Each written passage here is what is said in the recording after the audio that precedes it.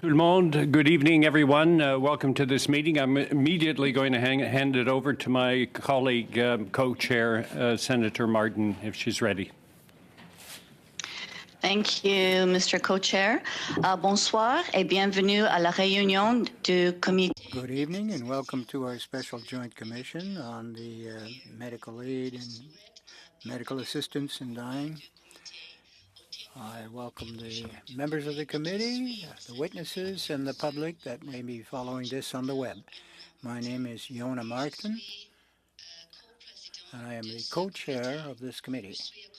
I am accompanied by the Honorable Mark Garneau, co-chair as well, from the House of Commons. We are going to continue our examination as called for by law, statutory review of the criminal code in relation to the the access to medical assistance in death.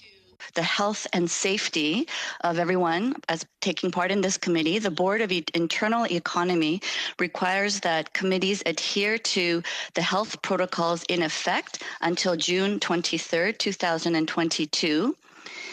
And as joint chairs, we will enforce these measures, and we thank you for your cooperation. With that, I would like to remind members and witnesses to keep their microphones muted unless recognized by name by one of the joint chairs. A reminder that all comments should be addressed through the joint chairs. When speaking, please speak slowly and clearly. Interpretation in this video conference will work like an in-person committee meeting. You have the choice at the bottom of your screen of either floor, English, or French. I'd like to now welcome our witnesses for this first panel as individuals. Dr. James Downar, critical care and palliative care physician. Dr. Pierre Vien, family physician. And on behalf of the Canadian Society of Palliative Care Physicians, Dr. Ebru Kayai, president, Canadian Society for the association, and also in the field of medicine at the University of Toronto. Thank you all for joining us as we continue our very important study. We will begin with opening remarks by Dr. Downar, followed by Dr. Vien, and then Dr. Kaya. You each have 5 minutes, which we will time, and I will give you a 30-second warning as it approaches. So to begin, Dr. Downar. Thank you very much, Senator Martin and Chair Garneau. Can you hear me okay? Yes. Okay, great, thanks. I'll try to keep my comments as brief as I can. I've sent in some notes already for people to follow along. I'm the head of the Division of Palliative Care at the University of Ottawa. I have a clinical research chair in palliative and end-of-life care and a master's degree in ethics. I've taken an interest in this issue for some time and served as an expert witness in different cases involving medical assistance in dying, and developed educational materials for medical assistance in dying for different jurisdictions, including Canada and Australia. And also have led a few studies looking at MAID and people who received medical assistance in dying to understand a bit about their experience and about who these individuals are. But I'm not here representing any organization or agency, and I've previously spoken in favor of legalization of medical assistance in dying, but I'm not here to promote MAID or certainly not to advocate for any position on any of the remaining issues before Parliament about mature minors, advanced directives, etc. The main points I'd like to make today really are that I'm very grateful to say that funding for palliative care and support for palliative care research is improving, and there have been some notable successes in that regard. I really wanted to thank Parliament and Health Canada for that, but really emphasize the need to continue doing this and reduce barriers so that we can improve the way that we treat and suffering among the dying. I've heard a lot of comments in the previous sessions about social determinants of health and the vulnerable, and I think it's very important to say that we really do need to address social determinants of health, including housing housing, food security, pharmacare, dental care, because these are important to the health of all Canadians. But I think it's important to recognize that these measures are really not about medical assistance in dying at all, because structurally vulnerable individuals are already far less likely to use medical assistance in dying than anybody else. So we should do these things simply because they're a good idea and they're the right thing to do. There are a lot of narratives about medical assistance in dying in Canada. These are generally driven by ideological or political aims that really have nothing to do with saving lives or protecting the vulnerable. I think we've known an awful lot about how medical assistance in dying is provided and to who is requesting it and who's receiving it over the past 20 years in different countries, including Canada. What we know very much is that it is not what has previously been thought. It is heavily driven by something known as existential distress, and this is a type of suffering that we have very little or nothing to offer.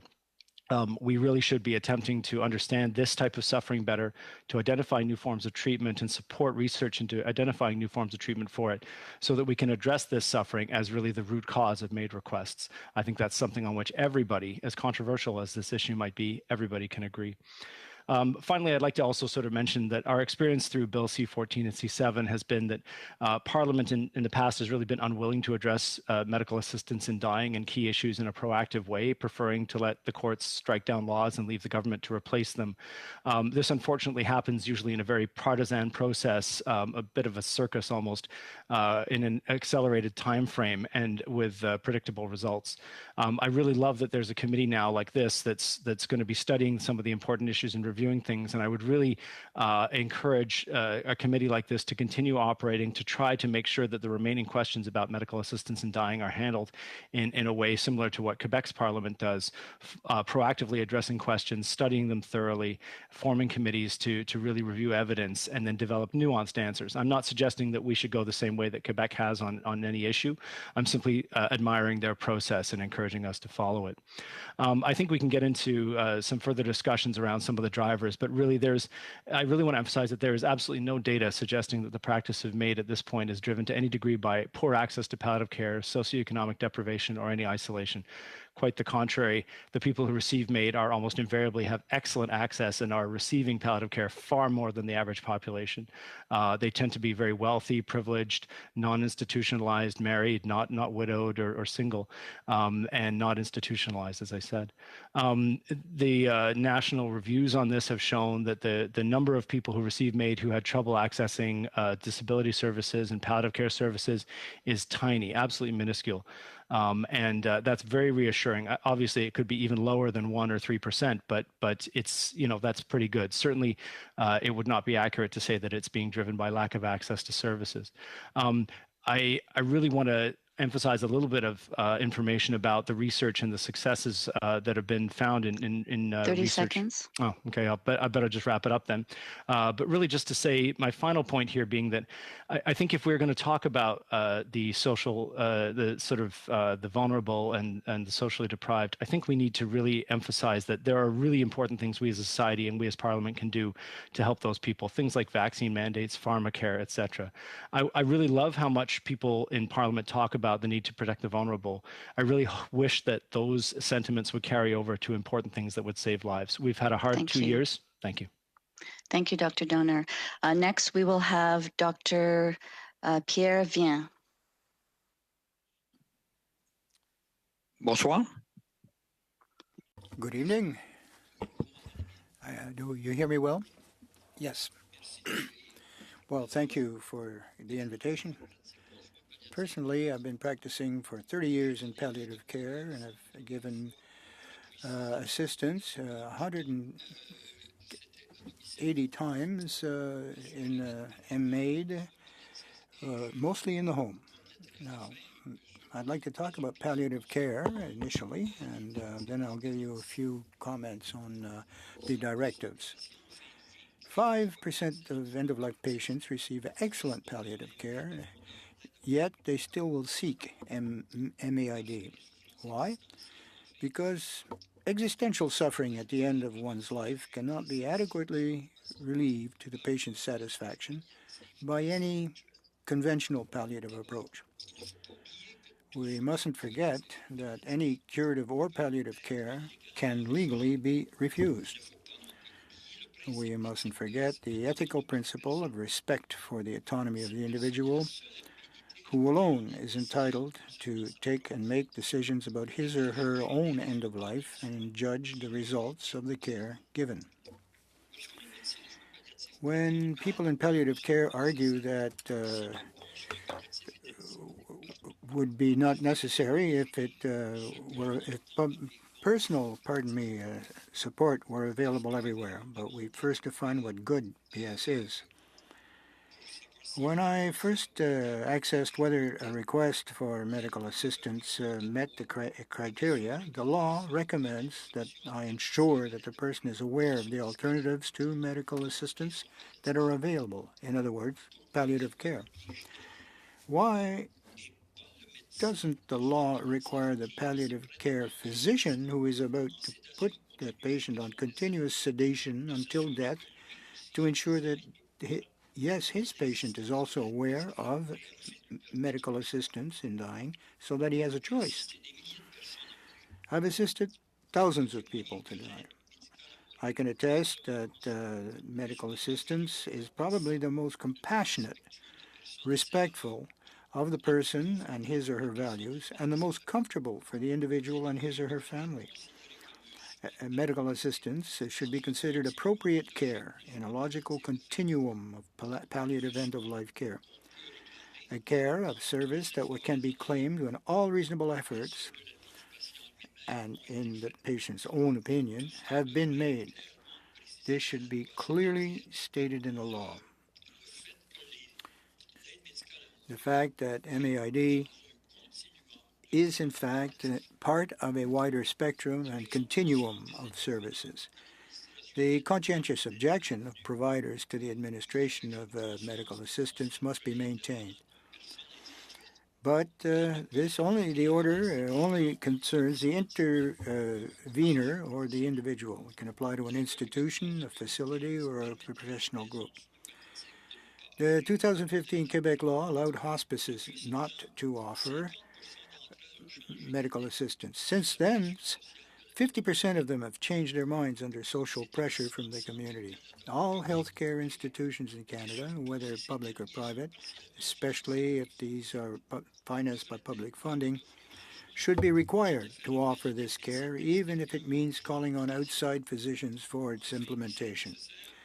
Finally, there needs to be a more accurate definition of what is meant by palliative care.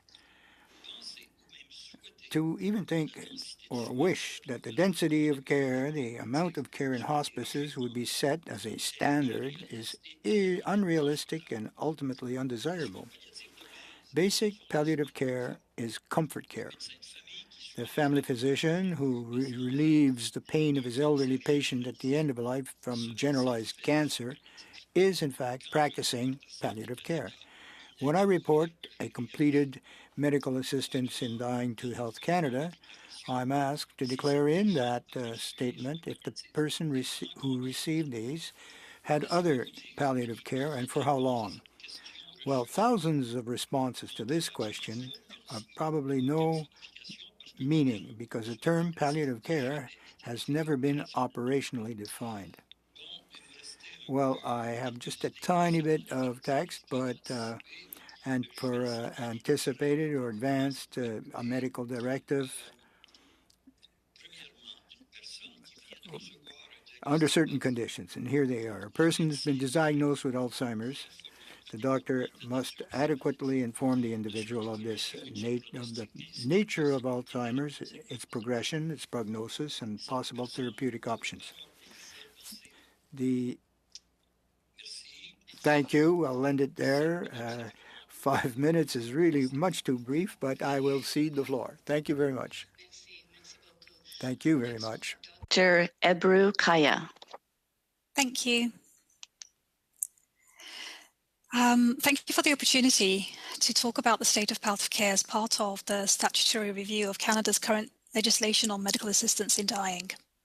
I'm a palliative care expert with formal training in the field of palliative medicine and the Programme Director for the Royal College of Physicians of Canada's 2-year residency programme in palliative medicine at the University of Toronto. I'm also the president of the Canadian Society of Palliative Care Physicians, which is committed to improving quality and access to palliative care for all Canadians through advocacy, partnerships, research, and physician education. We are the national specialty society representing palliative care physicians and physicians with a special interest in palliative care throughout Canada. I work at Toronto General Hospital and provide palliative care to patients who have been diagnosed with a life-threatening illness. Some of my patients have advanced cancer. Others have non-cancer diseases, such as chronic kidney disease and heart failure. I manage their symptoms, whether physical, psychological, social, or spiritual. The vast majority of patients and their families do not understand the role of palliative care, and so I spend time explaining what we do and who we are, and work on demystifying and destigmatizing our work. It's not uncommon that I have to convince patients that by managing their symptoms, I will not hasten their death. Most patients are often relieved and are happy to continue to be followed by our palliative care team. There are times, especially at my initial consultation, when patients tell me that they are considering MAID. It is my job to explore the reasons underlying that request and provide suggestions and support based on my expertise and formal training, not simply call the MAID team. With evidence-based psychotherapeutic options to treat depression, anxiety, demoralization, and hopelessness, most patients end up not choosing MAID. This patient-centered, shared care model of decision-making is the hallmark of quality palliative care. I also teach and train palliative care residents, as well as other clinicians who provide a palliative approach to care based on the patient populations they are looking after. This includes family doctors and specialists such as cardiologists and nephrologists, and the many interdisciplinary colleagues who work alongside them. This work is incredibly important as there is evidence from Canada and around the world that a palliative approach to care improves symptoms and quality of life for patients. And when there are more complex issues, the way palliative care is presented to patients makes a difference to whether they will accept specialist palliative care services similar to mine. Palliative care needs to be a distinct service from MAID with separate funding and resources. Palliative care and MAID need to remain distinct and separate. Our palliative care community has worked hard over the past 40 years to move away from being associated with end-of-life care only. We do not want to go backwards. By separating them, palliative care can continue to be the safeguard as intended. MAID assessors and providers are in a conflict of interest if providing palliative care at the same time. This does not prevent palliative care physicians from practicing MAID. However, they should not be providing palliative care alongside MAID for the same patient. We urgently need investment in palliative care programs that are administered and funded separately from MAID so that we're not competing for the same resources. Many programs have had to divert their already scarce resources to support MAID services. This has made it even more challenging to provide palliative care when there are dire shortages in palliative care experts from coast to coast, and as a result, patients are even less likely to access palliative care. We need clear data around the quality and accessibility of palliative care and who is providing it for patients who choose MAID. This does not currently exist.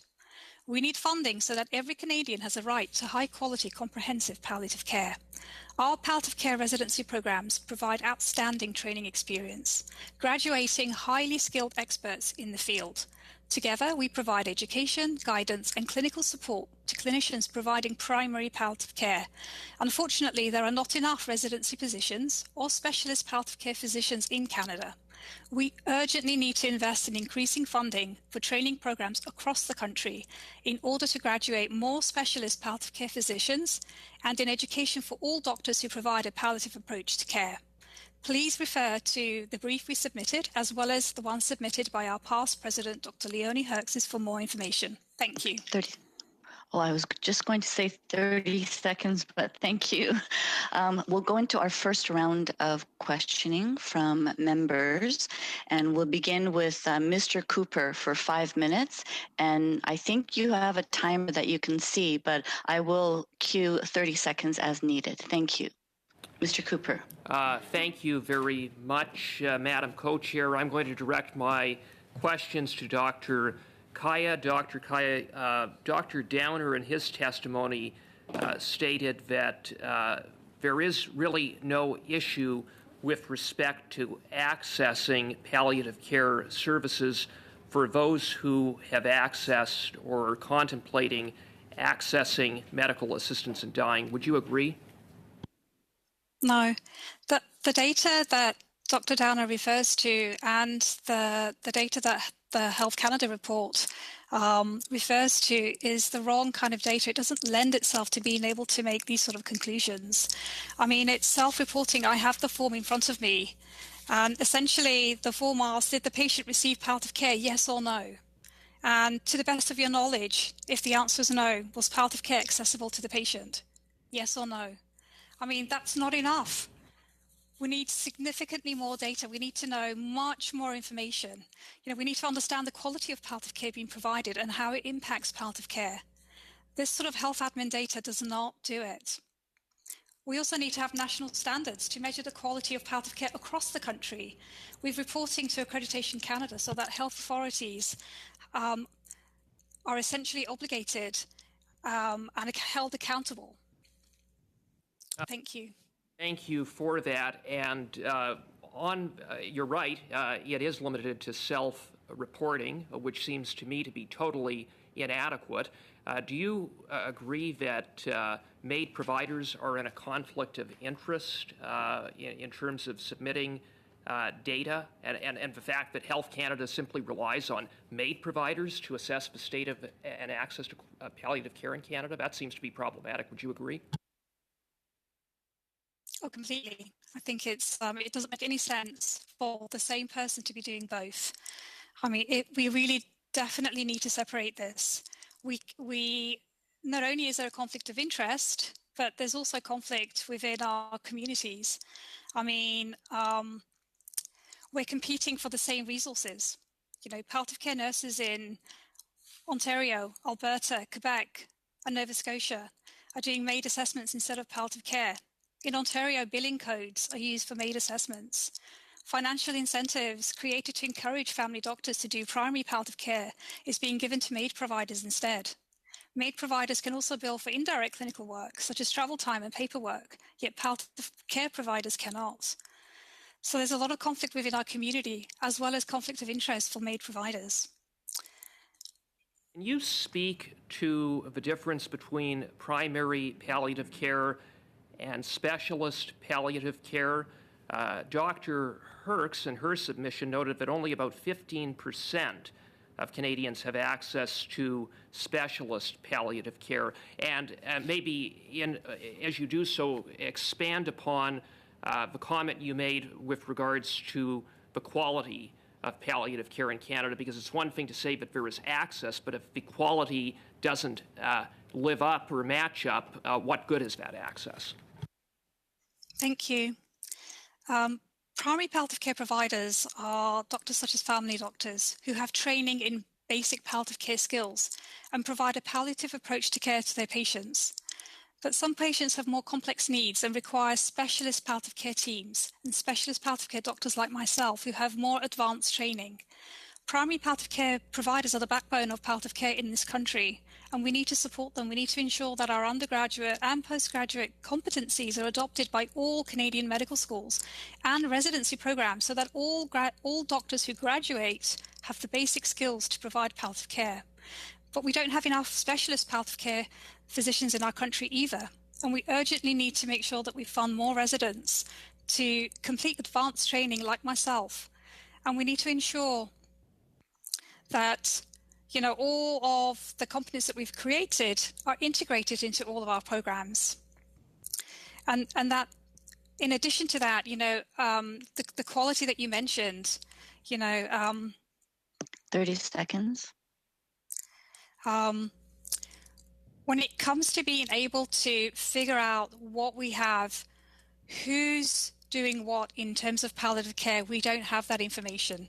We have no national standards to benchmark palliative care. These do not exist, and we need to create these. And we don't have that information at the moment. Thank you very much.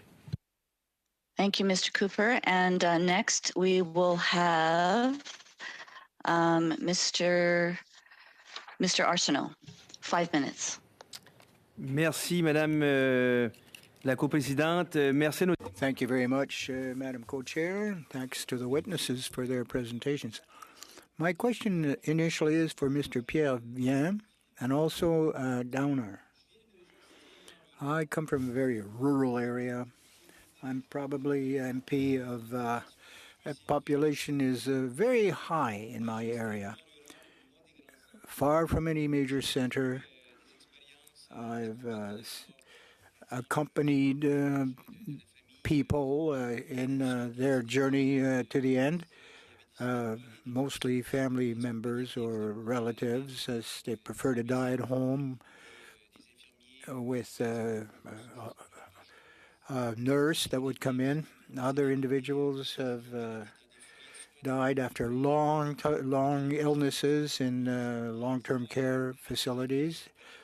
And one of these facilities, they have a special area, a special room, which is easier for the family. And in our smaller rural hospitals, we do have a wing or a section of a wing for palliative care beds. Now, after your intervention, you said that there's never been a formal definition of palliative care. And I keep reading about quality palliative care as opposed to poor quality care.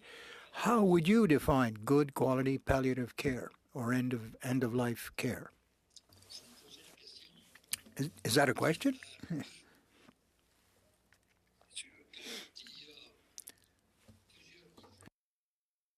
Well, there are various degrees and levels of palliative care. In consideration of palliative care, one generally thinks of either these certain hostels or hospices where the services are absolutely impossible to multiply in a general population. They're very highly specialized, very intensive cares. Now, they had these specialized hospices early on, almost divided by what kind of disease. Now we have many hospitals who have a palliative care department or service. And I have nothing against that at all. Palliative care will be forever. No, but my question is, how would you define quality palliative care, and how does that distinguish itself from less quality care, lower quality care, poor quality care? What does that mean? Well, what is a palliative? Palliative is to provide comfort. It's not curative. We're not going to get a solution to the medical issues. It's end-of-life care. And all they have left available to them is to be comforted. So that can be interpreted in many different ways. Pain management, perhaps, trying to tame various other symptoms, balance problems, gastrointestinal problems. Everything that we call about psychic or psychological pain or suffering, the existential crisis in a person's life, while I don't think that there will ever be any kind of pharmaceutical solution or therapy for that, or any other therapy which would actually respond to the needs of those patients.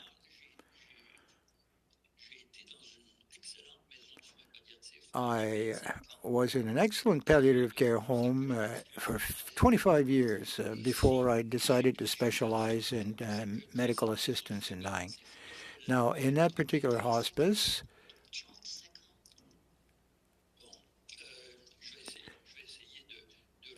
I'll try to recap that, Mr. Arsenault. Good palliative care are comfort, provision of comfort for individuals, to individuals, no matter where they be, at home or in an establishment. and something that responds to their satisfaction, that meets their needs. The highest level. Thank you very much, Mr. Vienne. We'll have Monsieur Thériault for 5 minutes. Merci beaucoup. Je vous laisse. Thank you, Co-Chair. I would like perhaps to let Mr. Vienne finish his answer. You said accessible. Okay, go ahead. Go ahead and try to finish that up quickly.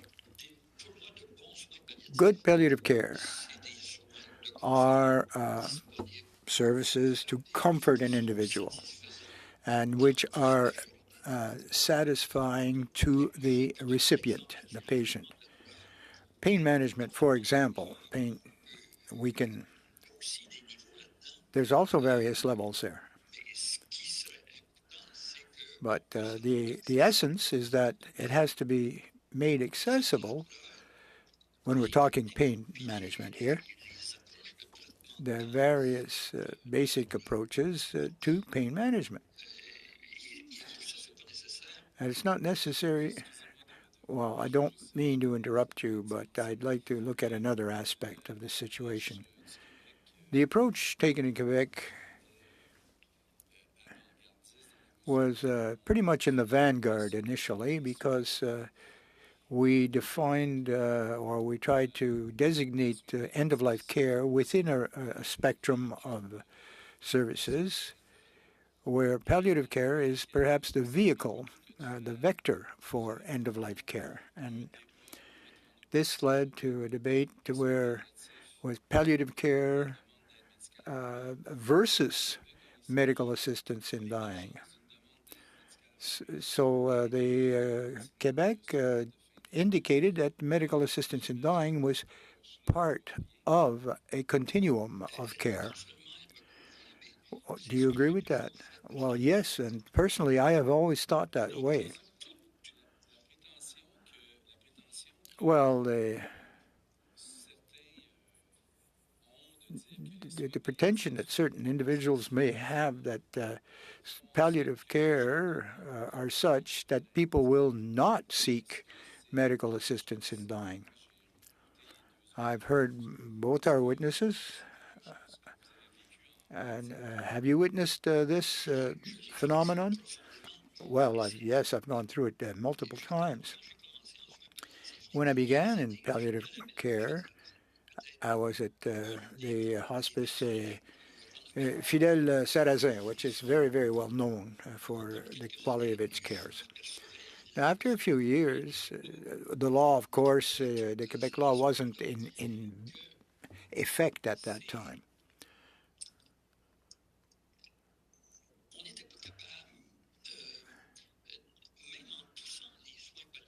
Even though we would promote palliative care, whether it's pharmaceutically based or otherwise,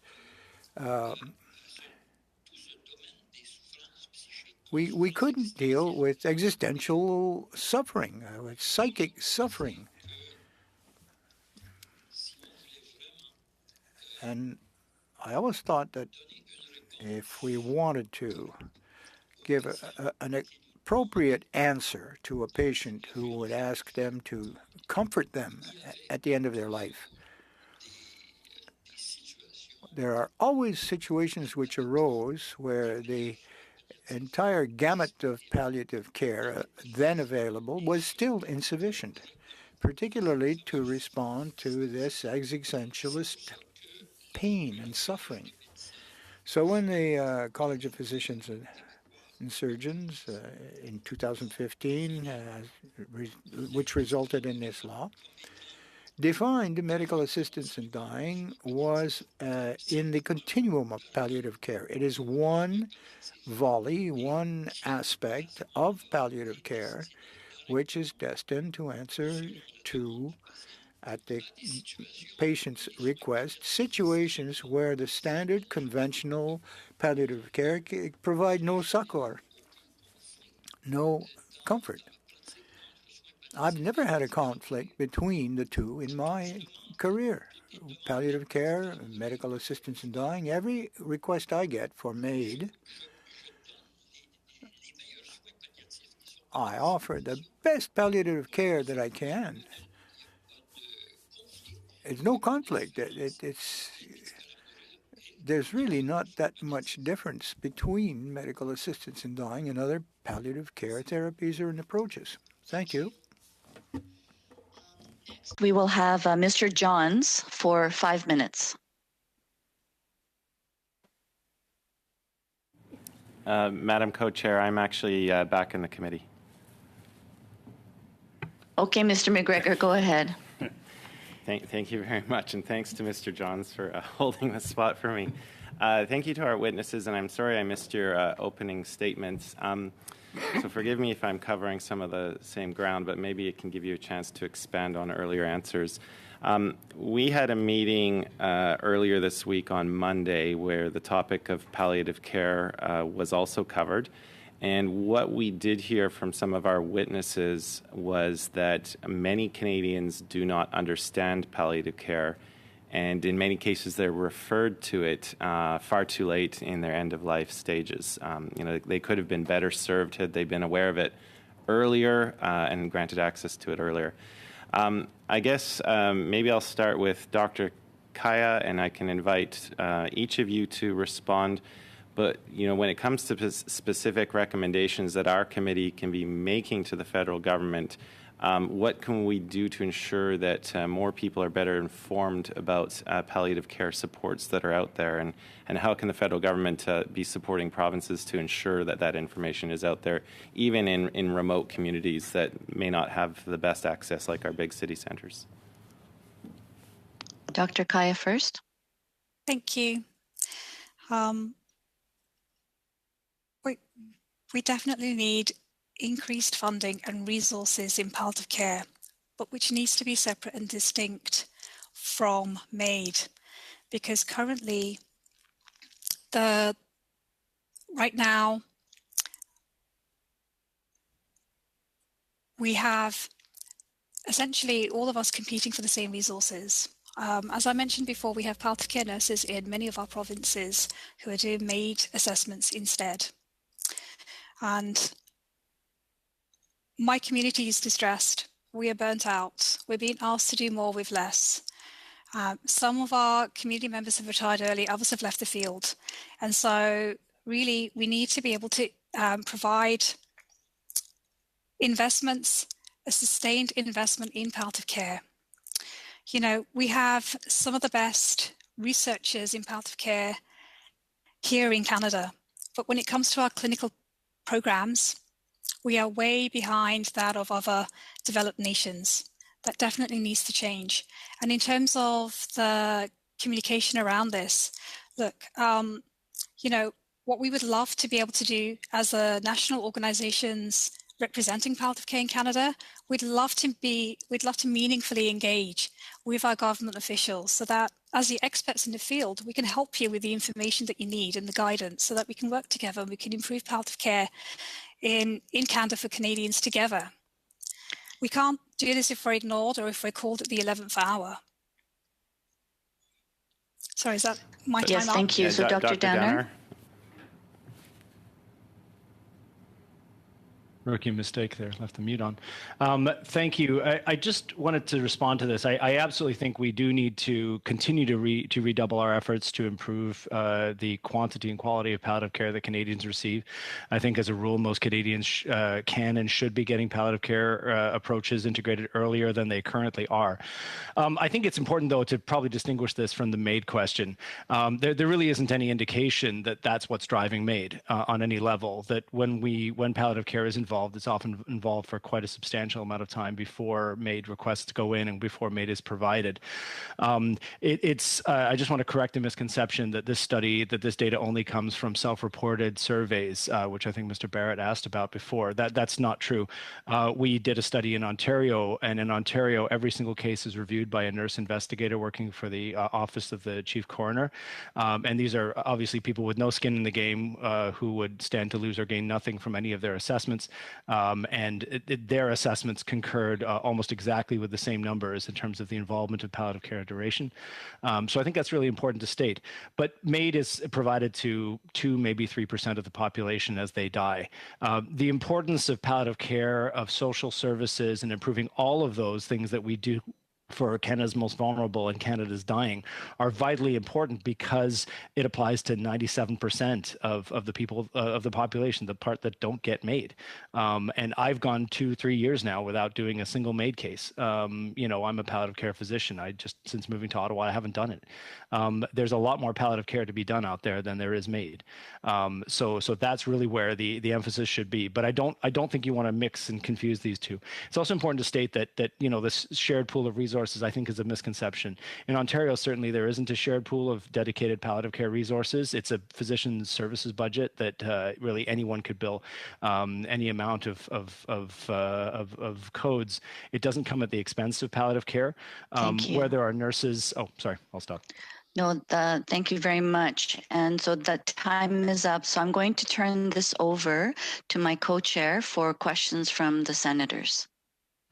Thank you, Co-Chair. So we'll proceed with the Senators' questions. These are 3-minute rounds. And nous allons commencer avec la sénatrice Mégy.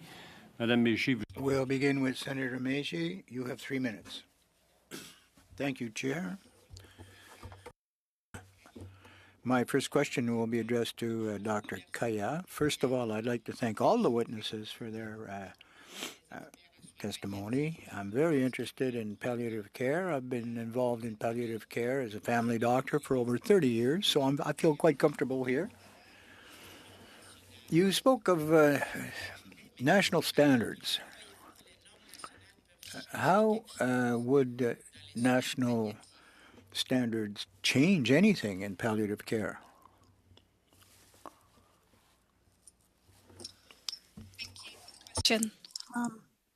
Right now, we have no way of being able to measure the quality of palliative care services that our patients have access to. So by having minimal standards across the board throughout our country, we can essentially be able to hold health authorities accountable by using evidence-based information, tools, the latest and greatest from all our research and all our researchers, so that we're really holding ourselves to the highest possible level that we possibly can to provide the very best for our patients. Merci. Merci beaucoup. Thank you. Thank you very much. My next question is for Dr. Vian. In your presentation, I think I heard you say that palliative care would often plunge the patient into pharmaceutical piece. Obviously, you must have used some kind of palliative sedation from time to time. But I thought that your tone was somewhat not contemptuous, but you didn't really think much of sedation as a tool in palliative care. It's not an alternative, but you said they're plunged. It was a rather contemptuous tone of voice. No, if you took it that way, I certainly regret that, because no, I didn't mean it that way. And I did, in fact, you have to use sedative care, end-of-life care, hundreds of times. But when medical assistance in dying became accepted and legal, most practitioners in the palliative care field were not in favor of it at all. There was a tendency to use continuous or ongoing sedation. We're going to run out of time very quickly, Mr. Vian, if you could come to a conclusion. Palliative sedation I use when the any other thing but medical aid in dying becomes impossible. A patient would never spontaneously choose, if they have medical assistance in dying or to continue to be doped up and sedated, they would not choose continuous and ongoing sedation. That becomes a medical decision, an important medical decision. But in my case, when medical assistance in dying is unacceptable or cannot be organized for medical grounds for the patient. You have 3 minutes. Thank you, Mr. Chair. I have two questions for Dr. Downer, and I will say them quickly and leave you to answer them. The first is every part of medicine, being a physician myself, has a balance between specialty and primary care. That's why we have primary, secondary, and tertiary care. Not everybody with diabetes needs an endocrinologist for care. My understanding is that much palliative care is provided by family physicians. Does every patient who needs palliative care require full specialty palliative care from a palliative care physician, or can a properly trained empathic primary care physician provide high-quality palliative care to many patients? That's the first question. And the second one is, at the risk of confusing palliative care with MAID, there has been discussion that resources provided to provinces have been allocated to MAID instead of to palliative care. And I've looked at the Federal Library of Parliament data we just got, and maybe we could put it on the record, that federal funding for palliative care has increased substantially since 2017 to 2018. And so what's your understanding of how this money has been used? So I'll answer your first question. Thank you very much, Senator Kutcher. As you indicate, a large majority of end-of-life care and palliative care as well can be provided by non-specialists. I think that as the complexity of symptoms increases, that you should involve, experts and specialists, as you do for any other problem like complex diabetes or complex heart problems. Don't need a cardiologist or an endocrinologist unless they're complex. And I think that's definitely the case. Certainly for more complicated physical symptoms, I think you would definitely want to look at an expert and get an expert's involvement.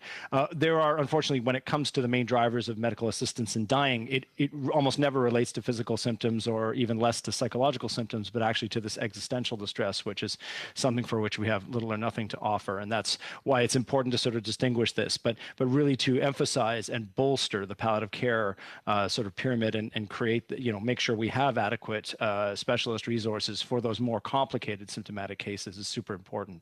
In terms of your second question, I'm very impressed that you read through the documents about where the funding is going. I'm glad somebody did. But we were trying to, I think it's really important to emphasize that the money comes to the provinces decide how it's spent. But there's never a sort of earmarked anything in the physician services budgets anywhere for this goes to palliative care and MAID, and you have to fight over it. That's definitely not how it happens. Some people use the same fee codes for the same activities, but as I said, it's not a zero-sum game. One does not come at the expense of the other. There's sometimes a global cap on physician services budgets, but that's nothing it doesn't mean that MAID happens at the expense of palliative care. And certainly for people who are salaried that do both activities, they almost invariably do the MAID in their sort of downtime or on weekends. So there's really no suggestion, I think, or no reason to believe that these resources are being repurposed.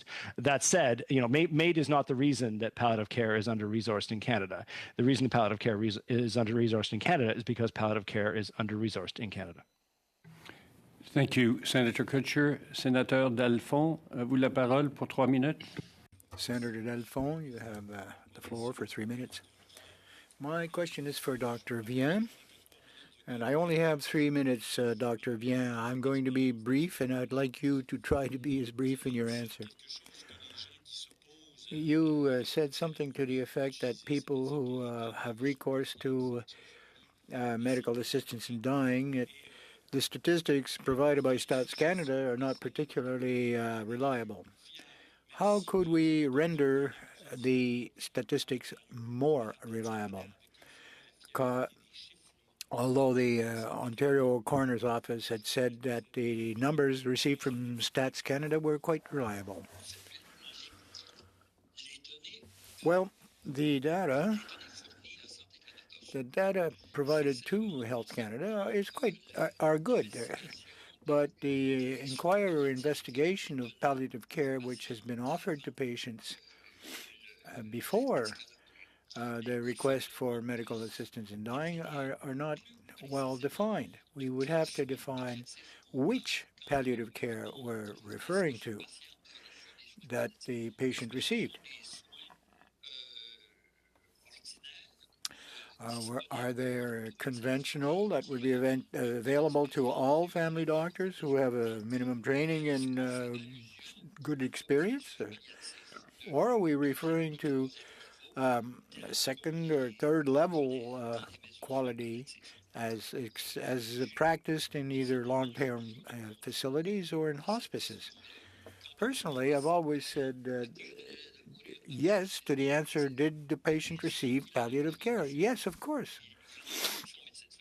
He received some from his family doctor, from a palliative care team, which usually is the same team that provides also MAID.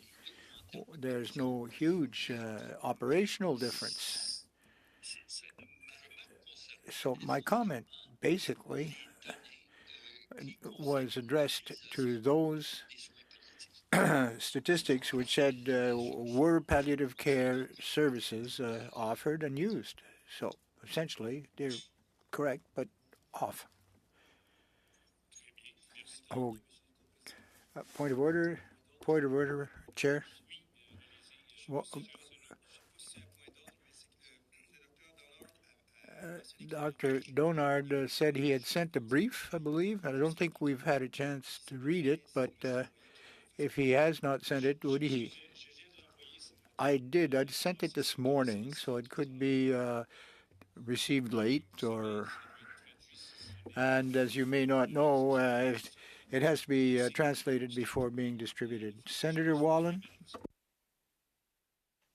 Thank you very much. Our time is brief, so a quick question to Dr. Downer first, which is picking up on Dr. Vien's point that MAID is not driven by lack of access to palliative.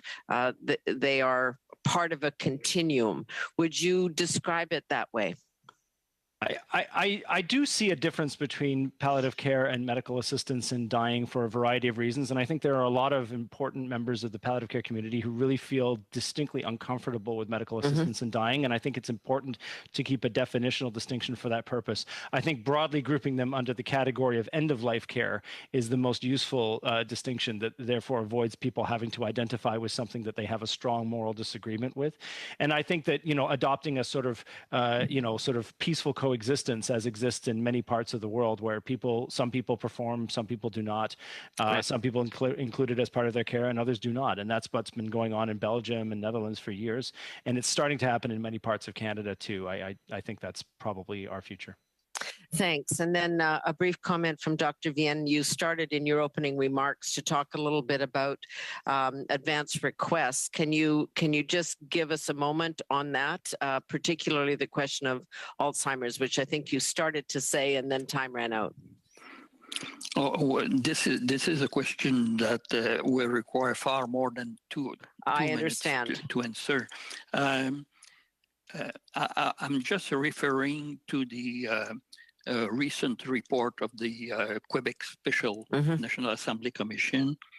It contains, I think, the very basis of how we should consider advance directive to be included in la loi, dans la loi concernant l'aide médicale à mourir. In the MAID legislation. I think that the current position of the Special Commission in Quebec is that advanced directives should be reserved strictly for patients who have received a neurodegenerative disease such as Alzheimer's, and not offered in any other kind of situation generally.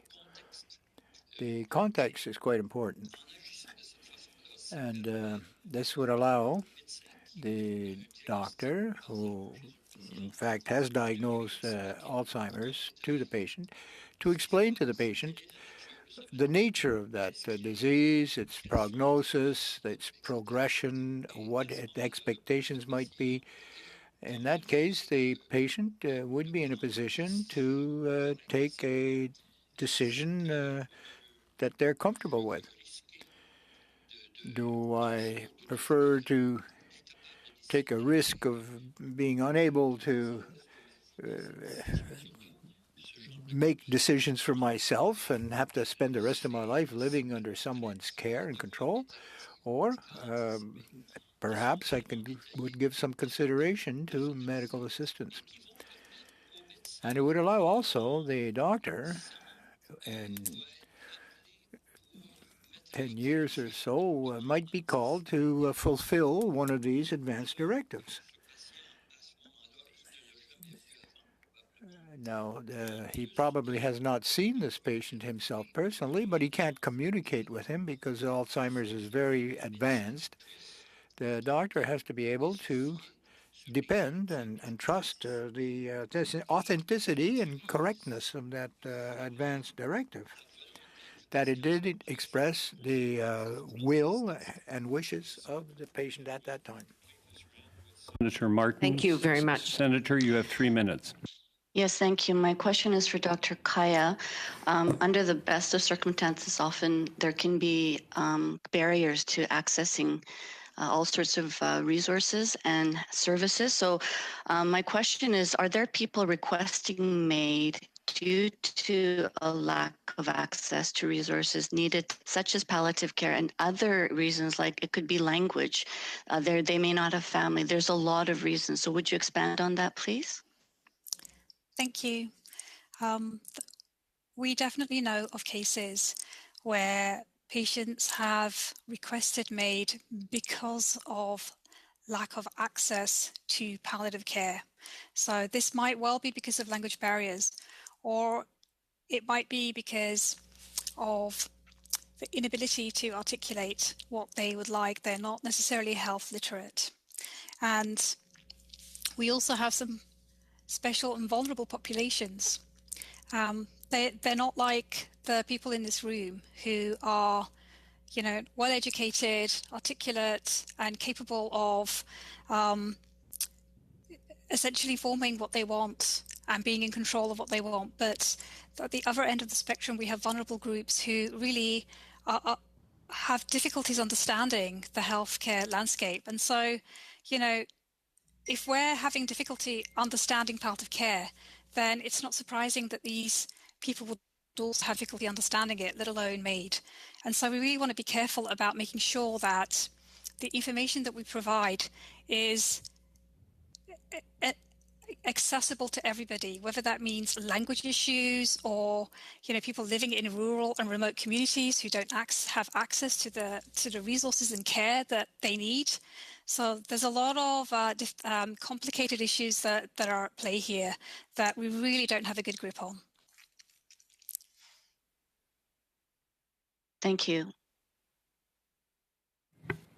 Thank you very much. That completes our first panel. I would like to thank Dr. Kaya, Dr. Downer, as well as le docteur Vien. Merci beaucoup pour votre témoignage ce soir. Merci de vous être rendu. Thank you very much for your presentations this evening. Thank you for making yourself available for this very important report and study. We greatly appreciate your presence tonight. And set up panel number 2.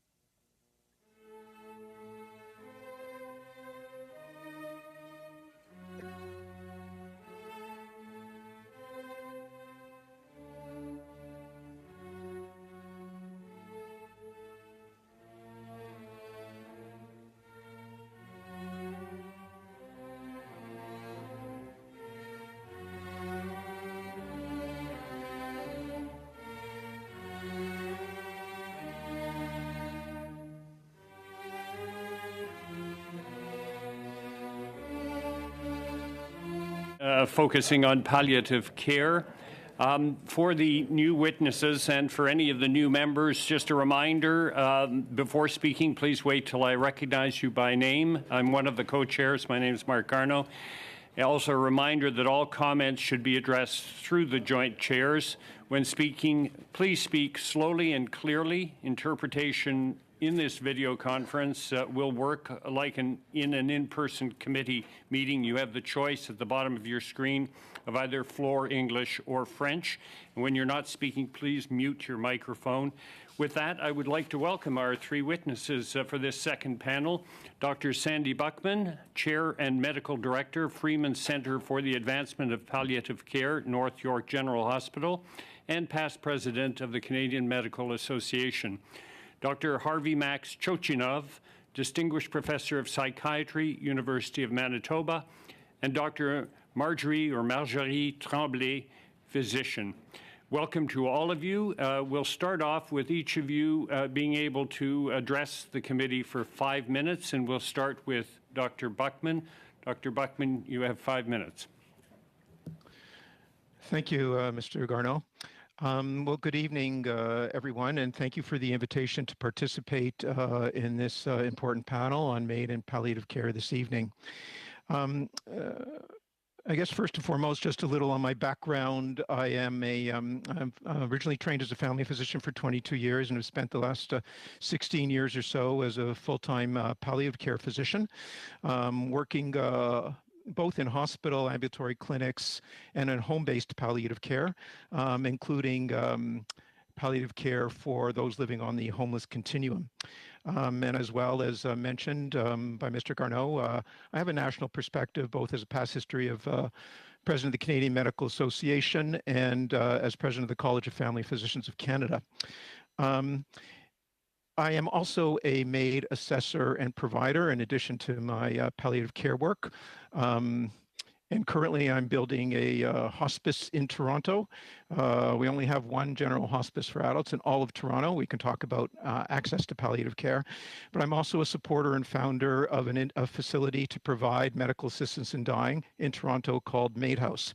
So what I'm saying is, I guess I walk two roads in support of vastly improved access, a strong advocate for palliative care, but support the right of Canadians to assess the eligibility for medical assistance in dying.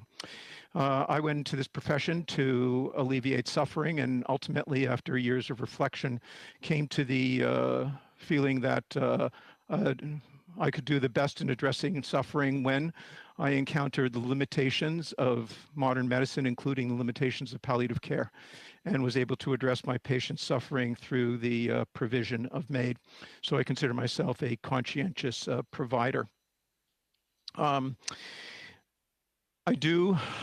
would like to state at the outset that I think there needs to be improved education, training, and perhaps certification, both in the fields of palliative care and in the provision of medical assistance in dying.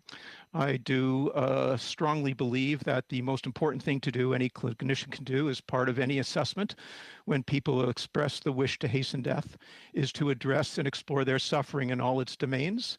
In palliative care, we follow the teachings of Dame Cicely Saunders, who was one of the original palliative care physicians with a background as a social worker, nurse, and physician, who started St. Christopher's Hospice in the UK in the 60s. And she talked about 4 domains of suffering: the physical, the psychosocial or emotional, and the spiritual or existential. And I believe that too many clinicians in this world of MAID will just refer when a patient asks for a hasten death as opposed to exploring their suffering. I believe that's an important competency, and I'm happy to speak to that more. But ultimately, we need to maintain the rights of Canadians to access medical assistance in dying when their suffering is deemed intolerable and other forms of treatment are unacceptable. Thank you, and I look forward to your further questions. Thank you, Dr. Buckman. We'll now go to Dr. Harvey Chochinov. You have the floor for 5 minutes, Doctor. Thank you, honorable chairs. By way of background, I am a distinguished professor of psychiatry at the University of Manitoba and former chair of the external panel on options for a legislative response for Carter versus Canada, and a longtime researcher and clinician who's published extensively on psychosocial matters pertaining to palliative care. I'd like to use the brief time I have today to make 5 specific points. Number 1, some studies, both in Canada and the United States, imply that medical aid in dying is for the so-called white, wealthy, and worried. In other words, these studies suggest that we don't need to be concerned people seeking to hasten death are vulnerable or disenfranchised, but rather are well-positioned to make autonomous choices. This is a very narrow, and I would say problematic interpretation of the data. If we look at MAID deaths reported by Health Canada, most are elderly, fraught with various disabilities and comorbid medical conditions. The most significant concern about this data, however, is that it pertains to patients with less than 6 months to live or those whose death was reasonably foreseeable. Now, if we want to look at how vulnerability and hastened death will play out in Canada, we need to look at the Benelux countries or Switzerland, where, like now in Canada, dying or approaching death is not a requirement. In Switzerland, assisted suicide is more common in women who suffer higher rates of clinical depression, those who are living alone, divorced, or without children. Loneliness and lack of social support are key vulnerabilities we can expect to play out in Canadian MAID. 60% of patients who have received euthanasia for mental illness in the Netherlands were described as socially isolated and lonely. Like persons with disabilities, we also know that mental illness is associated with a higher rate of poverty and lack of access to critical support services, food and housing security, things that can wear down the human spirit and undermine the desire and wherewithal to go on living. Point 2, it's also claimed that whether you are dying, disabled, mentally ill, or chronically suffering, you are free to exercise your autonomy and choose whether you want to live or die. Now, if someone is standing on an open balcony in a high-rise apartment rapidly being engulfed in hot flames, is it reasonable to say that they have a choice whether or not to jump? Exercising autonomy means having real and viable options. If you're dying in the absence of quality and available palliative care, if you're disabled but don't have access to supports and services or social, housing, and employment opportunities, if you have chronic pain or uncontrolled symptoms and don't have timely access to a specialist, if you're struggling with a mental illness and can't find a therapist prepared to help you grapple your way towards recovery, can we really say you're exercising an autonomous choice? Did the 51-year-old Ontario woman with severe sensitivities to chemicals who chose MAID 2 weeks ago after failing to find affordable housing free of contaminants really make an autonomous choice? Or did she just get tired of being seen as, and I quote, expendable trash, a complainer, and useless, close quote, and out of desperation, jumped? 3, individual or personal autonomy is like helium. Its nature is to expand and occupy whatever space it's given. Look at what's happening in Canada. We've removed reasonably foreseeable death, and soon will include mental illness. We're now contemplating children and advanced directives. If individual autonomy is the driver, and we observe what is happening with our European brethren, we will see MAID expand to include life completion and tiredness of life. 4, various palliative care researchers, myself included, are advancing the art and science of addressing suffering for patients with life-threatening and life-limiting conditions. While dignity therapy, developed by my group in Winnipeg, or others such as meaning-centered psychotherapy or calm therapy, are not a panacea for suffering, they are proving to be effective in mitigating distress while enhancing end-of-life experience. And 5, whatever direction Canada takes on MAID, it must first and foremost support the continued study and ongoing provision of palliative care. Fewer than 2 to 3% of Canadians will ever avail themselves of MAID, yet nearly all Canadians living with a life-threatening or life-limiting illness could benefit from palliative care, even though only a minority will receive it. In instances when there aren't real choices, we must tread carefully into conversations about the right to jump and do all we can to douse the flames of human suffering across Canada. Thank you. Thank you, Dr. Chochinov. Dr. Tremblay, you have 5 minutes. Bonjour, je vous remercie. Yes, good evening. I want to thank the committee for its invitation. I'm a family physician. I've been practicing palliative care 20 years, both in hospitals, extended stay care facilities, and at homes. I'm also a researcher in the Quebec research group on the end-of-life care in Quebec. All the comments made by Dr. Kaya, I share her opinions 100%, so I won't repeat everything that she said. I would like to perhaps rectify Dr. Vien's that MAID is part of the palliative care spectrum or continuum. If we take a look at end-of-life care, perhaps we can accept that in the definition, but Dr. Downar had the correct definition. It's end-of-life care. It's part of that. And there is two volleys to that, two parts to that, palliative care and medical assistance in dying. Now, they're not contradictory. They are somewhat in parallel. But if we are to depend on the definition of palliative care in the laws, end-of-life care, these are a process which respects the natural end of things. So we are there to comfort the discomforted without provoking or promoting death and without extensively prolonging life. Over the course of 20 years, I've never seen so much confusion. And of course, it's evident tonight in the testimonies and how the terms are being used are quite different. I'd like to take the time to state that when we hear palliative care, that expression, immediately people think of care that will last a few hours, a few days, maybe a few weeks before the end of the life. That's not the case. That is end-of-life care, and it's not quite medical assistance in dying. Palliative care is an approach. It's to life, actually, to care. An integrated palliative care approach deals with a patient who may be suffering from insolvable medical condition and will begin to ask for palliative care because he has to know what they are. They're not just end of care. It comes in a lot earlier than that.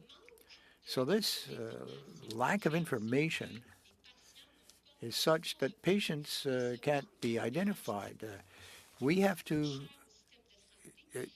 preventative is much more costly in many ways. He shouldn't be in intensive care because of his medical condition. It's not appropriate, and he will suffer for it rather than being at home or in a hospice or in another care facility, surrounded by his family and his loved ones with the appropriate care. The resources are there. They are in a deficit position because the request for these services continues to increase constantly. The situation of the patient will judge and will determine what the appropriate treatment and care is. Protecting the quality of life for 2, 3, perhaps 5 years, 7 years, as long as the patient requires it, that is the definition or the reference to good palliative care. So you put in the resources you need, whether it's physical, financial, or human resource, for any medical condition, not only cancer, but aftercare for cardiac patients that might go on for years. He's dying, but he's dying slowly. I mean, he may have another 4 or 5 years ahead of him. And he should have the possibility to consult a palliative care doctor, whether a specialist, probably not, probably the family doctor. And we need to find somebody who has an experience for the complexity of the particular case. But we need a pan-Canadian national campaign to promote and raise consciousness about what palliative care is throughout Canada.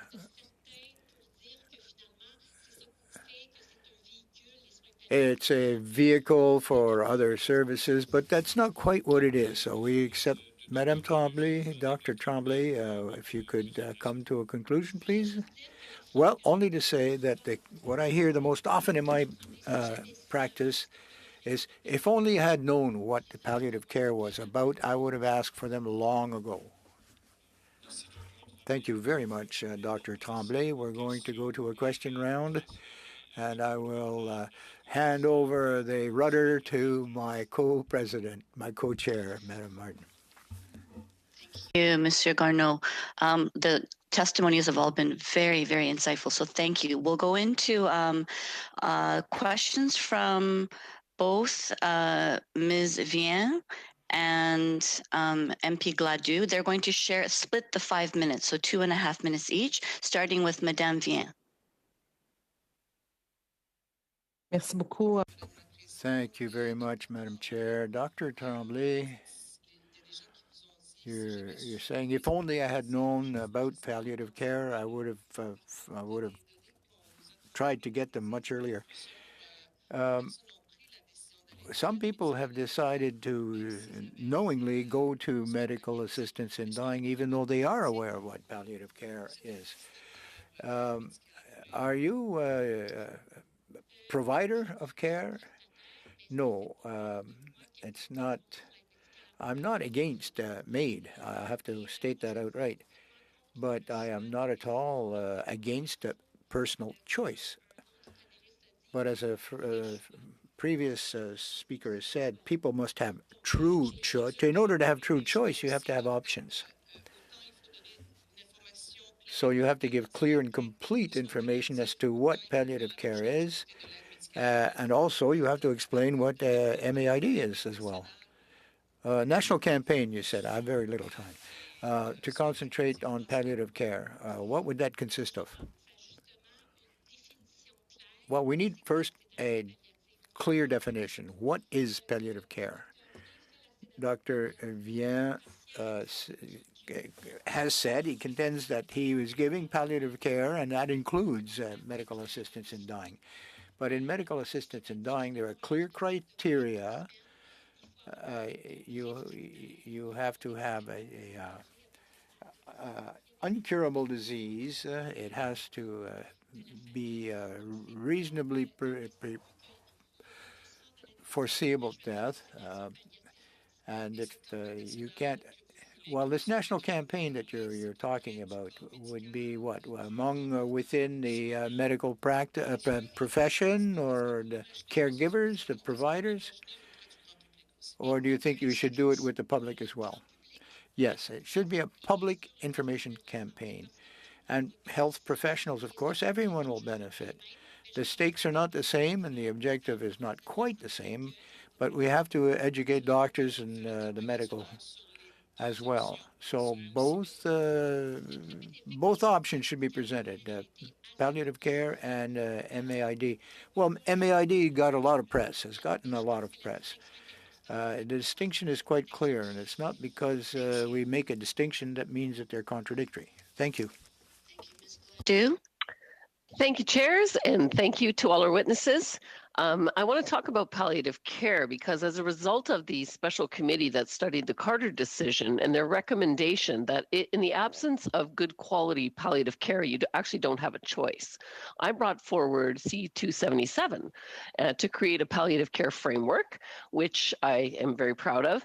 And the government has pledged $6 billion over 10 years in the 2018 budget for palliative care.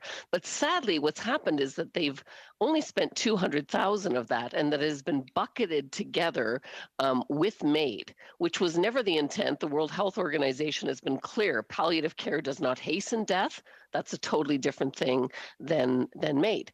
And so my first question is easy for each of you. We know that framework was also looking at addressing the 60,000 missing resources in terms of palliative care doctors, nurses, and other providers. Would you agree that the government should meet their commitment of $6 billion over 10 years for palliative care and address the gap of missing resources?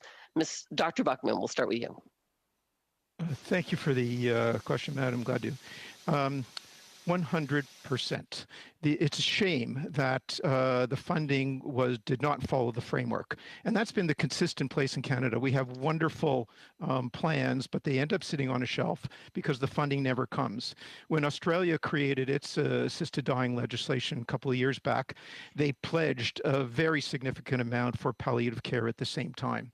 And I think it is incredibly important to do that. One of the Very good. I don't mean to cut you off. I only have a few minutes. And Dr. Shokhinov, do you agree? Yes, absolutely. Again, congratulations on the framework. But again, as Dr. Buckman was saying, the fact is that we don't have the services available for patients and their families. I don't think we can take any comfort in the fact that 15 to 30% of people are having access to these resources. It's shameful that we just don't have better care available. And in preparation, actually, for today's presentation, I spoke to the head of our medical palliative care program. And for your information, Winnipeg, city of about a million people, has not seen an increase for palliative care funding in the last 20 years. We have 16 hospice beds, all located within the perimeter highway, none outside of Manitoba, none outside of beyond that in Manitoba. So we are woefully lacking. Okay, next we'll have Dr. Fry for 5 minutes. Thank you very much, Madam Chair, and I want to thank the witnesses for coming and giving their time so late in the evening. But there you go. I've listened in the last meeting that we had and in this meeting, and I am hearing different stories about palliative care.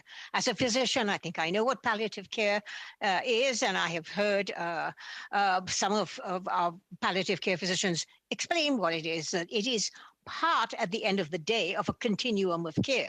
It is not the same care, and it is not to be necessarily parallel care, but it is a continuum of care. And so for me, and I've also heard that there is competing resources. Now, we've had our Library of Parliament research some of this for us, and I have not necessarily found that to be true.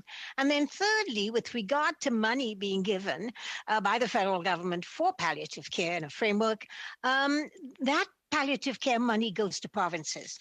The federal government, except for Indigenous people and the armed forces, etc., does not actually do this itself. It gives it to provinces. So it all depends on how provinces decide to put their money and in their priorities. And I know in some provinces, there isn't enough money for home care within the palliative care system. However, I would like to understand what happens if, and I'm going to ask this Dr. Buckman, what happens if a patient comes to you? Because you pointed out three very important parts of end-of-life care. The physical care, the psychosocial care, and the existential issue. Now, the psychosocial care, we understand, mostly women and a lot of people who live alone, obviously isolated, etc. But not a lot of people are talking, other than Dr. Vienne, who talked about it today, about the existential care, about the fact that you can take away the pain, you can make people comfortable, that you can bring people around them to deal with their loneliness. But at the end of the day, there is that piece, that spiritual part of a person considering what their options are. So my question is this: if a patient came to you with a chronic, let's just say chronic disease and chronic pain, and you went through palliative care with them and they seem to be getting the help in the physical and psychosocial arenas, but after a while that patient suddenly decides from an existential point of view that actually this is not living. This is not quality of life care. This is not really living. And they want more and they want to make a decision to probably end their life on their terms. What would you say to that person? Would you insist they continue with palliative care, or would you explain the options in a simple way, regardless of language, etc., and then allow them to make that decision and respect the decision of the individual about their person? 2 minutes remaining. Thank you, Dr. Fry, for the question. We see these patients virtually every day. And what happens, you do everything possible to address their suffering in those domains that I referred to before, including existential and spiritual suffering. Part of the frustrations that many of us have with the system is that if I want to refer for spiritual care or anticipatory grief, or even family members for grief and bereavement, the access to those services is very, very poor. We have long waiting lists. So we have to often take it upon ourselves to address that suffering. And I guess I've always worked on the principle that I will do whatever possible to address their suffering, everything short of MAID. But ultimately, if that person insisted that everything that we have tried was not acceptable to them, which is consistent with the law, then I would agree to an eligibility assessment for them with regards to medical assistance in dying. Thank you. Thank you, Dr. Buckman.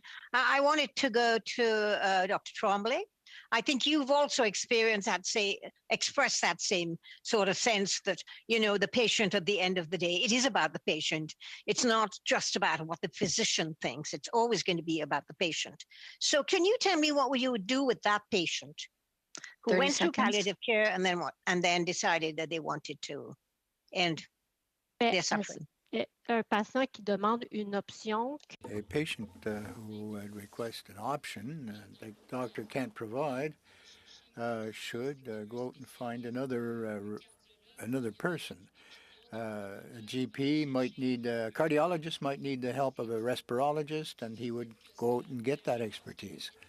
It's no different in this case. Some doctors are quite ready to provide the service directly, and others don't want to be involved in it. Some will do an evaluation of the patient, of course, because those who will provide medical assistance have to know their patient. And it's going to continue that way. One does not prohibit the other. Thank you. Thank you for clarifying it, both Dr. Buckman and Dr. Tremblay. I am sorry, Dr. Chochanov, that I could not get to you. Yes, we have 5 minutes. So next we'll have Monsieur Thériault. Oui, merci beaucoup, Madame la Thank you, Madam Co-Chair. Dr. Tremblay, perhaps at another forum we can do a debate on what the intentions of the legislation in Quebec were all about. What I'm interested in is as Cicely Saunders conceptualized it, palliative care meant assisting in minimizing suffering and distress in an environment which is as natural and as undisruptive as possible.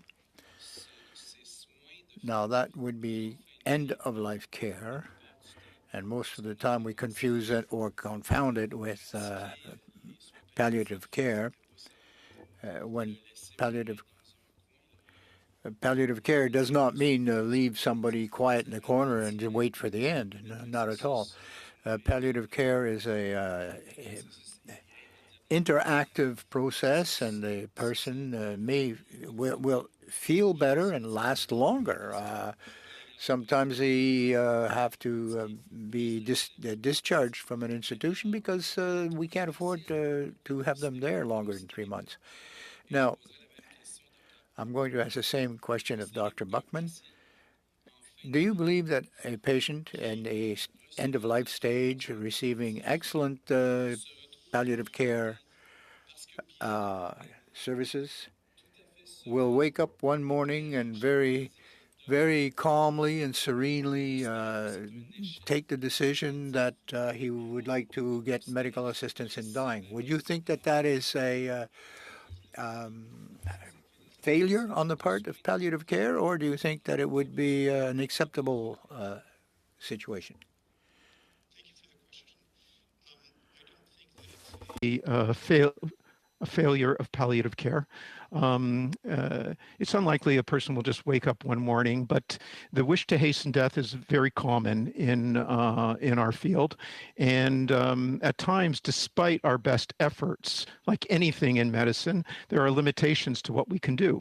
And it may be that we are just unable to address suffering in ways that are acceptable to the patient. So ultimately, the Canadians have that access for eligibility. But it's also true that the presence of the AMAD law allows us to deliver palliative care. I had a patient with HIV and ALS, and he had no use of his upper body or his arms. He was completely dependent on others for feeding and for personal hygiene. He lived on the 22nd floor of a high-rise in Toronto where I cared for him, and he told me it was the AMAD law and his opportunity to choose or have that choice when he was ready. Otherwise, he accepted everything that we could do in palliative care, and it was the AMAD law that allowed him to accept palliative care, or he stated clearly he would have jumped. So the overall answer is that it doesn't happen immediately. We have limitations, and the presence of the AMAD law often allows us to deliver excellent palliative care to the best of our ability.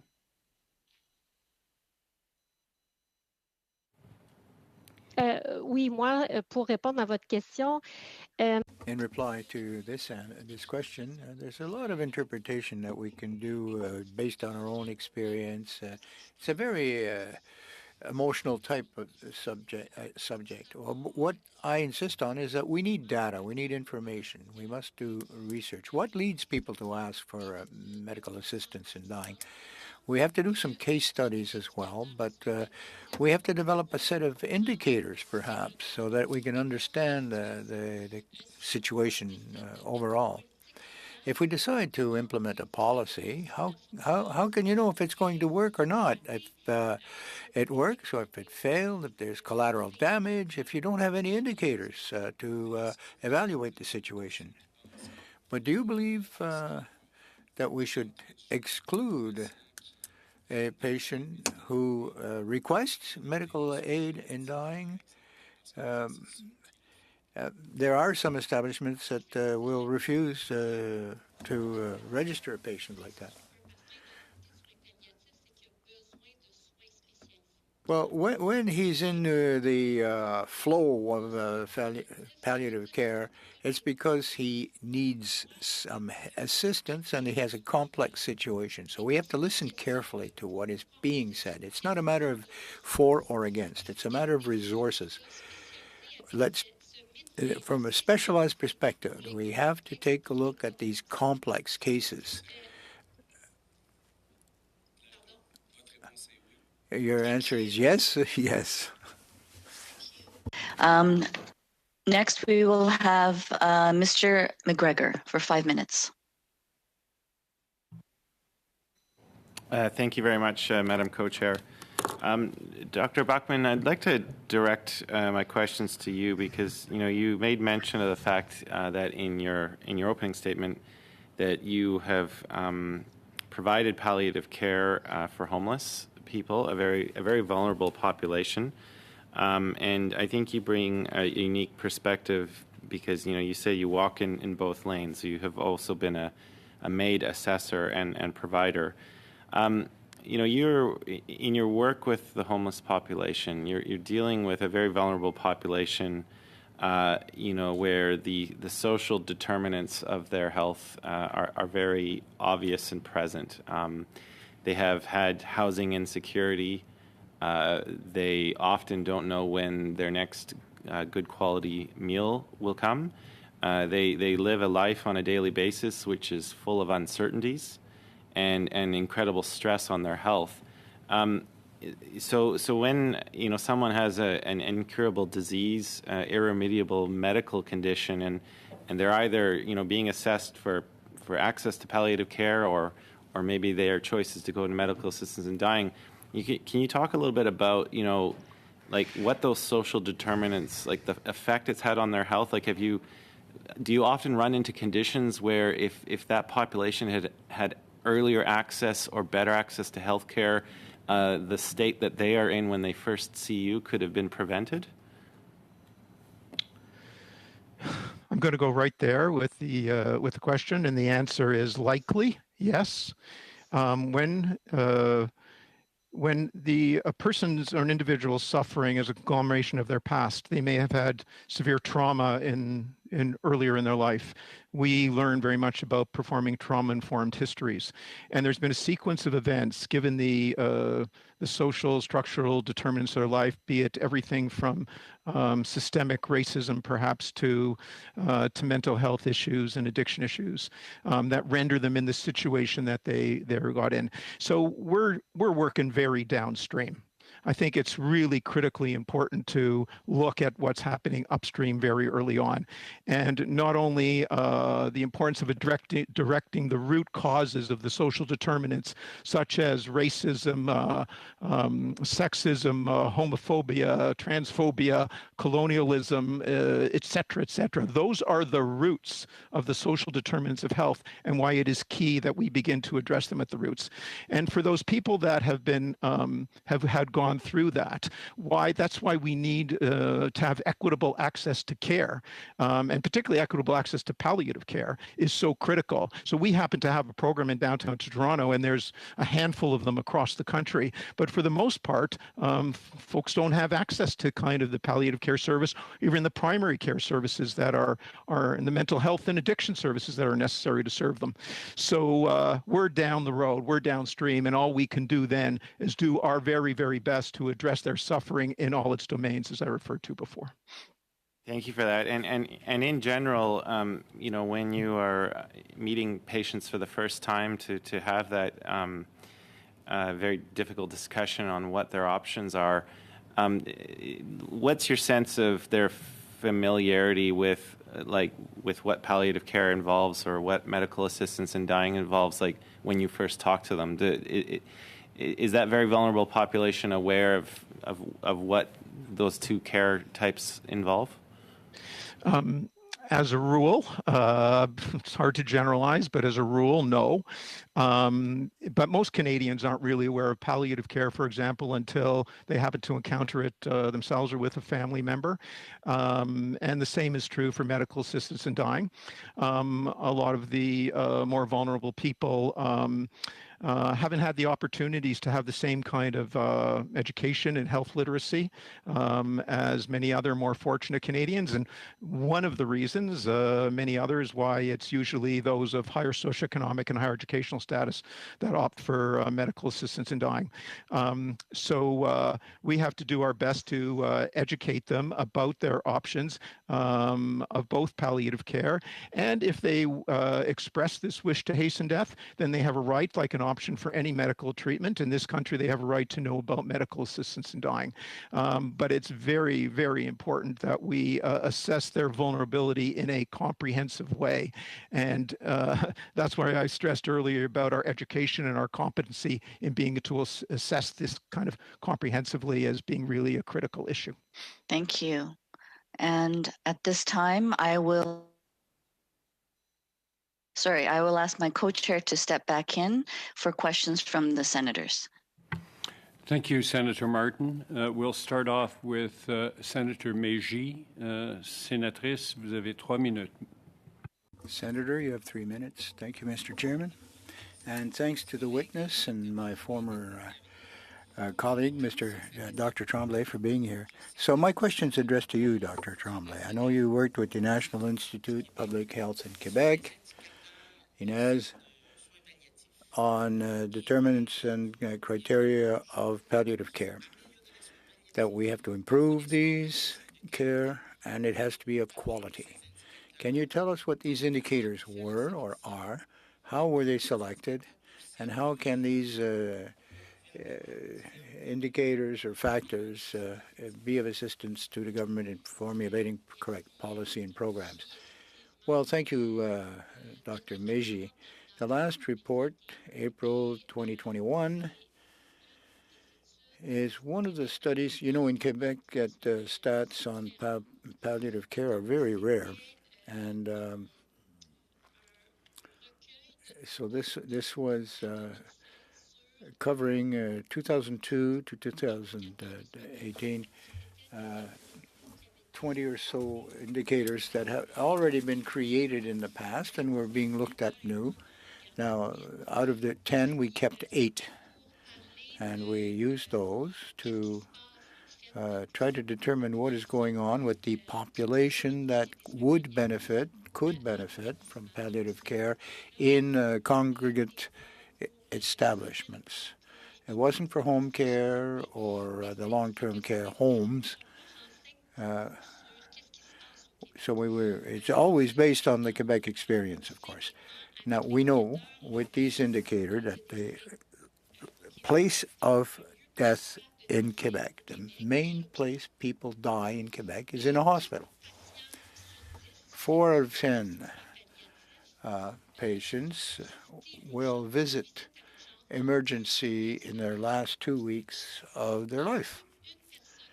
1 out of 10 would benefit from palliative care, and they will stay in intensive care. Now, these are all indicators which would indicate that we can't get early diagnosis of who may need these care. And people have access. What does access mean to palliative care? Well, it's end-of-life care. If there's complication of some sort, a catastrophe, the patient said, well, I didn't realize, now I'm going to die, and this is when they head for this palliative care because they see it as end of life. There's no cure for what you have, sir, madam, but we have some pharmaceuticals that will help you cope, but not cure. So if they're on morphine, they think, well, that's it. That's the end of the road. If morphine had been used 5 years earlier, smaller doses to help with respiration or whatever, no one at the end of life care would be complaining about it. We would be less afraid of taking these drugs. And I think that it's very important for all authorities to recognize that. The decisions that are going to be taken will have effect on everyone who is eventually going to die. Thank you very much. Senator Kutcher, you have 3 minutes. Thank you very much, Mr. Chair. My questions are to Dr. Buckman. We know that palliative care is inadequately funded and that there are substantial challenges to accessing public palliative care. We also know that access to MAID can be similarly problematic. Both areas are underfunded. Is the solution to fund one over the other by robbing Peter to pay Paul? And then the second question is, quality palliative care has been sometimes characterized as needing to be provided by palliative care specialists in hospices. Others have noted that home-based palliative care can be provided by primary care physicians, and it can be of very high quality. What are your thoughts on these issues? Thank you for the question, Senator Kutcher. I'm going to start with the second question first, if I may. I spend most of my time providing home-based palliative care, or as earlier mentioned, on the streets. And I guess I'm a very strong believer that the palliative care approach can be provided by primary care physicians, by family physicians, nurse practitioners, etc. Probably about 70% of palliative care could be provided by primary care. And unfortunately, due to many reasons, everything from lack of sufficient training to just even lack of confidence to payment models to et cetera. Very few family physicians continue to provide home-based care of any sort, let alone palliative care.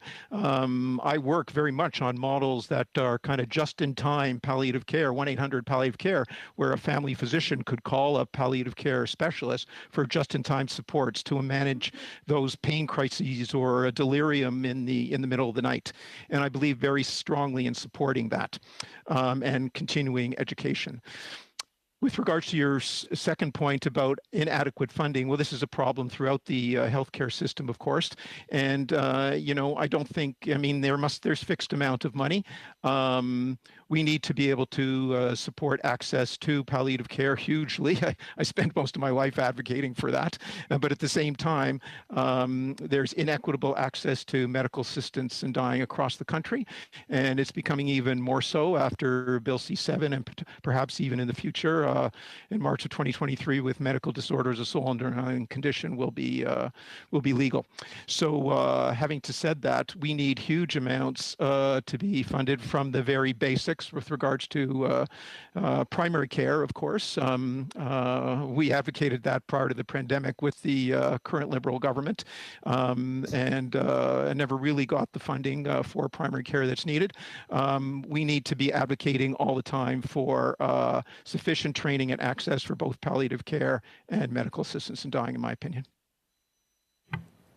Merci beaucoup. Sénateur Dalphond. Thank you very much, Senator Dalphond. Thank you, Mr. Co-Chair. Bachmann. You work with the more vulnerable in society, those that are often isolated and have been really left out by society in general. When you come to them, when they come to you, I should say, it's because they need palliative care or they want to receive MAID. You are a MAID assessor. In your practice, have you noticed that this subgroup of most vulnerable person are acting differently from the other subgroups of people, that they are more reliant on MAID than other groups because they feel that, their life is worthless? I presume the question is directed towards me, Senator? Yes. No, that's not been my experience at all. In fact, it's very interesting. When I work with the more vulnerable patients, they very much want aggressive medical care. Often we talk about goals of care or end-of-life discussions with our patients, whether they want to go through resuscitation, more comfort measures. And most of those vulnerable patients have an extreme lack of trust for many good reasons in the healthcare system. So they become kind of suspicious if you start talking about, well, maybe we should, proceed with a do not resuscitate, or it might cause more harm than good, et cetera, et cetera. And so, in fact, they want everything done possible, even maybe to from my another perspective, their detriment. And so the experience with more vulnerable people asking for medical assistance in dying is actually quite uncommon. As known from many data, it's usually those who've had a sense of control over their lives, usually higher socioeconomic status, white, Caucasian, etc. All those factors are very, very clear. And so I would have to say that there have been patients who have asked for that, and that's when we kind of go into the mode to address all the issues of suffering, including the psychosocial issues and the mental health issues that they're experiencing. Merci, Sénateur Dalphond. Thank you, Senator Dalphond. Sorry, did you call on me, Chair? Yes, please go ahead, Senator Wallen. Thank you very much. Just two questions to Dr. Bachmann, if I can. We have heard other testimony from professionals in the field of palliative that somehow when we get to the end of palliative care, it is not their responsibility to really offer the MAID option or to even have that discussion at the front end of opting for palliative care. And I keep coming back to this. I'm not sure it's the right word, but do we have to, on some level, see this as a continuum and have that conversation at the front end? Because you also said something that interested me, that the presence of a MAID option allows people to take on the palliative care because they know there is another option if this doesn't work. Yeah, very interesting and challenging question as to when to introduce the option or bring up the idea of MAID. In some jurisdictions, such as in Australia, where I've spoken with regards to this, they actually prohibit physicians from bringing up the option of medical assistance in dying. There's a power differential between physicians, say, and those of our patients, and they can be very influenced by that kind of authority to it. On the other hand, of course, it's like talking about cancer and not saying that there's a chemotherapy option that's available. So fully informed consent of what's available to a patient, I think becomes critical, and the ethical and their moral and ethical right to have all the information that's available. So this is where I'm going back to competency and skill in how we share information. So ultimately, yes, I think patients have the right to have full knowledge and information about it. When that is introduced, is where the skill comes in and the best professional judgment comes in.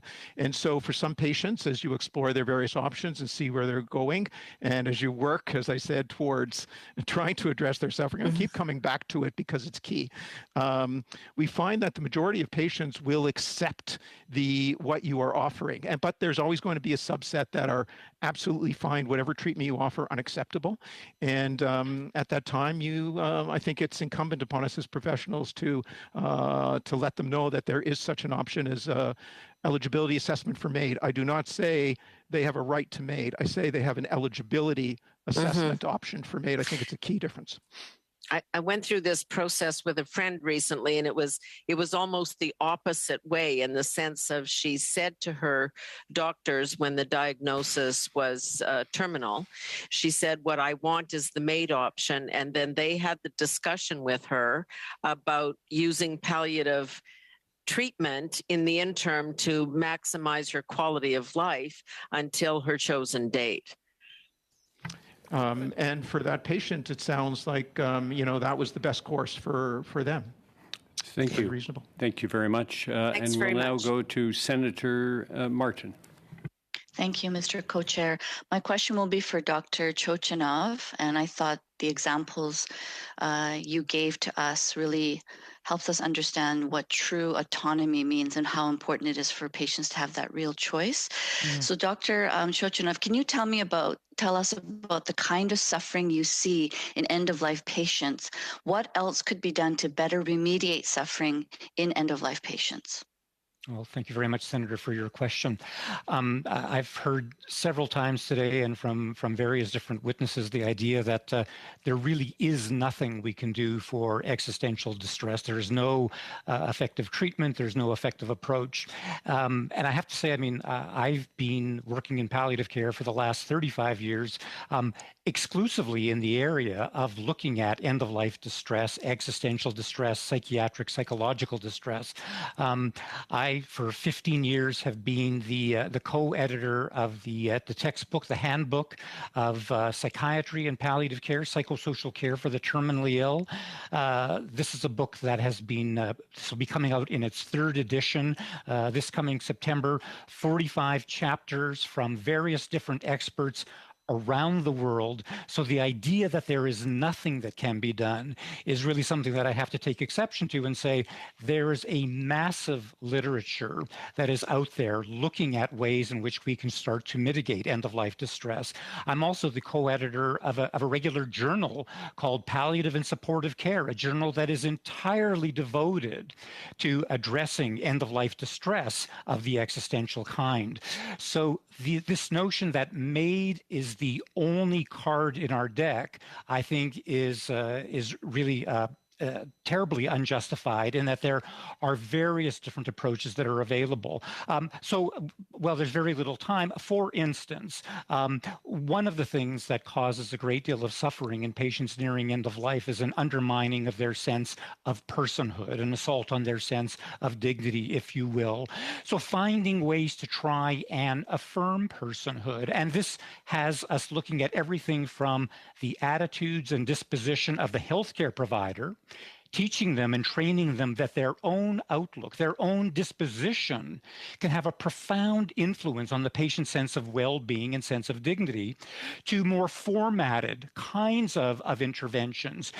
One intervention that we call the patient dignity question, where we're actually asking about what we would need known about that individual in order to take the best care of them possible. It's an opportunity to put personhood on the radar. And then there are a number of psychotherapies. I mentioned in my brief that I've developed dignity therapy, which is based on generativity and giving people an opportunity to leave a legacy. Gary Roden in Toronto is developing calm therapy. Bill Breitbart at Memorial Sloan Kettering has been looking at meaning-centered therapy.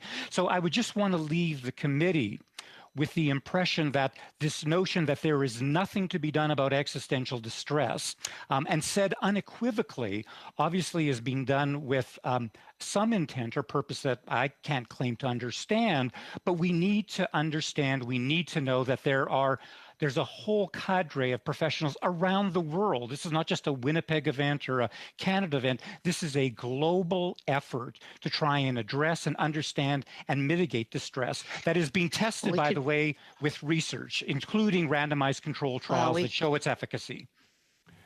Thank you very much. That's a good way to end this panel. Thank you to the panel. I'm afraid we're at the end of our hour, but it has been very, very helpful to hear you, Dr. Chochinov, Dr. Buckman, Dr. Tremblay. Thank you for taking part of your day to answer our questions, and this will help us in what is a very important and difficult issue, as you've all clearly pointed out. We very much appreciate. Thank you very much for coming. And with that, just for the members of the committee, we will be meeting next week. It looks like 2 times. And so on Monday night, of course, and it looks like Thursday as well. And we'll be focusing on advance requests. So with that, I would like to adjourn this meeting. Thank you. Thank you.